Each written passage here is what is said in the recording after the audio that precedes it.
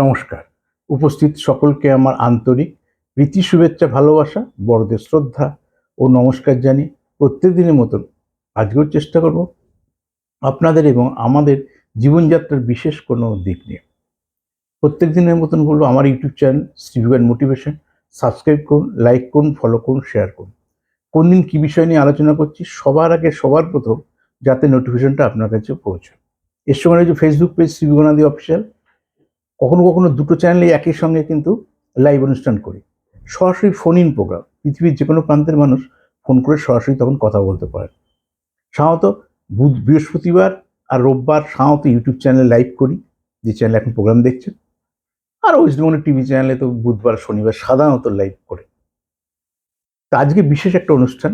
দেখুন, এই নতুন বছর 1431 সাল, এই 1431 নতুন বাংলা বছরকে ঘিরে অনেকে চাওয়া পাওয়া, ভালো লাগা, ভালোবাসা। সবাই বলছে ভৃগুদা আমাদের ডেট অফ বার্থ জানা নেই, আমি এত দূরে থাকি, যাওয়া সম্ভব হচ্ছে না, ডেট অফ বার্থ নেই। আমি তো যদি কখনো কলকাতা যেতে পারি ফিজিক্যালি গিয়ে হাতটা দেখিয়ে আসবো না। এক একজন চিন্তা না এক রকম। কিন্তু এই মুহূর্তে বলুন যে নামের লেটার দিয়েও কিছু বলুন। দেখুন, রিলসও নামের লেটার দিয়ে অনেক প্রোগ্রাম নিয়ে এসছে, প্রচুর কিছু বলার আছে। রাশি, লগ্ন, রাশির ডিমান্ডটা বেশি, মানুষ রাশিটা বেশি জানে।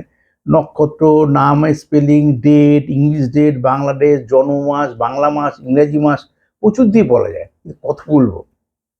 তা আজকে নামের প্রথম অক্ষর যাদের কে, ফার্স্ট লেটারটা যাদের কে, সেটা যদি রাশি লগ্ন অনুসারে নামকরণ করা হয়ে থাকে আপনার, তাহলে আমি যা যা বলছি তাই তাই ফলবে এই 1431 সাল। মানে এটা ভালো, অর্থাৎ 1431 আপনার জন্য ভালো যাবে। কোন কোন দিকের ভালো যাবে? কারণ কে এর ফার্স্ট লেটার দিয়ে কয়েক কোটি নাম রয়েছে।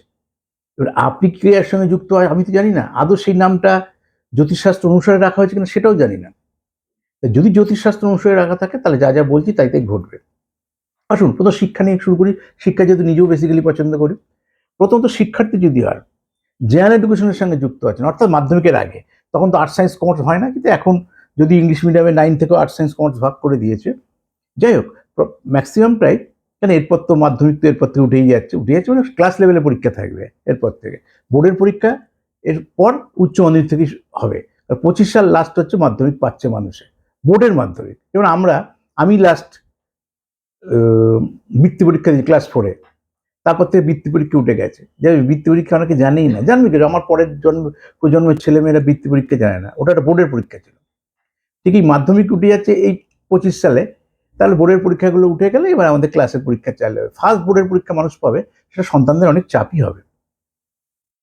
সন্তানদের সেইভাবে অবহেলা করলে হবে, তৈরি হতে হবে। যাক, সেই নিয়ে বিস্তারিত অন্যদিন আলোচনা করবো।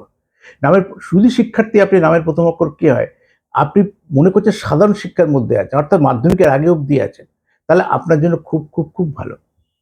আপনি যদি মনে করেন যে আমি অনার্স পড়বো, বিএ, বিএসসি, বিকম থেকে অনার্স, আর্টস থেকে অনার্স পড়া যায়, সায়েন্স থেকে অনার্স পড়া যায়, কমার্স থেকেও পড়া যায়। যে কোনো ক্ষেত্রেই আপনি যদি অনার্স পড়েন, এটাকে জেনারেল এডুকেশন বলা হয়। অনার্স যদি পড়েন আপনার জন্য খুব খুব খুব ভালো।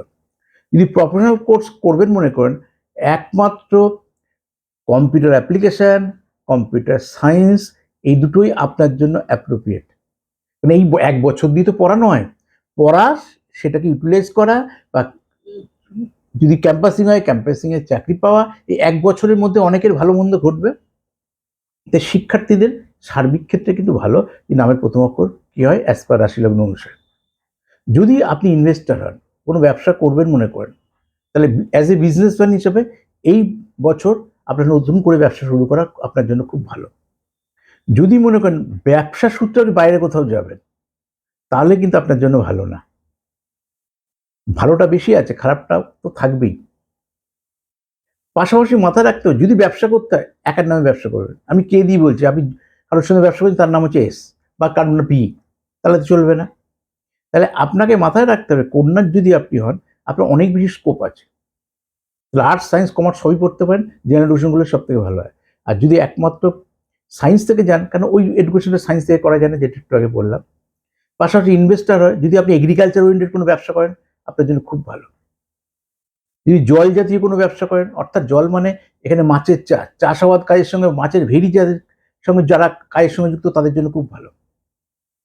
যারা শুধু ওয়াইন শপ করবেন তাদের জন্য ভালো। এরকম কে ফার্স্ট লেটার যাদের, তারা যদি মনে করেন ওয়াইন শপ শুরু করবেন, এতদিন লাইসেন্স পাচ্ছিলেন না, এবছর লাইসেন্সটা পাবেন। লাইসেন্স পেয়ে বসে আছেন, আপনি ডিসাইড করে উঠতে পারছেন না, পরিবেশ পরিস্থিতি অনুকূলে ছিল না, তাই করতে পারেন। এই 1431 বাংলার নতুন বছরে আপনি শুরু করুন।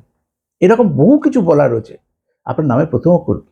আদৌ কি আপনার ওটা জ্যোতিষশাস্ত্র অনুসারে রাখা, নাকি আপনার ভালো লাগে ভালোবেসে রাখা? তাহলে ইমিডিয়েট এসে কলকাতায় দেখিয়ে নিন। যদি মনে হয় নামকরণ চেঞ্জ করতে হবে, তাহলে নামকরণ চেঞ্জ করবেন, নতুন নামকরণ করবেন। যদি মনে হয় যে এই নামকরণ চেঞ্জ করাটা ঠিক হবে না, তাহলে কিভাবে তাকে প্রোটেকশন দেবো, কিভাবে তাকে গাইড করবো, সেই অ্যাডভাইসটা নেওয়ার জন্য আমার ওয়েস্ট বেঙ্গলের বুকিং নাম্বার 9830143766। যারা অনলাইন বিচার করাবেন, ওখানে ফোন করে আমার পার্সোনাল হোয়াটসঅ্যাপ নাম্বার নেবেন, সেখানে ডিটেলটা পাঠাবেন, কি পাঠাবেন ওখান থেকে জেনে নেবেন। তাহলে 24 ঘন্টার মধ্যে, 24 থেকে 48 ঘন্টার মধ্যে আপনি ঘরে বসে অনলাইন পরিষেবা পেয়ে যাবেন। আর কলকাতা এলেও যা ভিজিট, অনলাইনে একই ভিজিট। আপনারা তো সকলে জানেন ওয়েস্ট বেঙ্গলের ভিজিট আমার 3000 টাকা। শুধু হচ্ছে দেখার, বাস্তু আলাদা, নামকরণ আলাদা, সবটক প্যাটার্নগুলো আলাদা আলাদা। ঠিক যারা যেখানে দেখাবেন, চেম্বারও যা ভিজিট, অনলাইনে একই ভিজিট। আমি সিবিওয়ানা দিয়ে আপনার সঙ্গে ছিলাম, আছি, থাকবো। নমস্কার।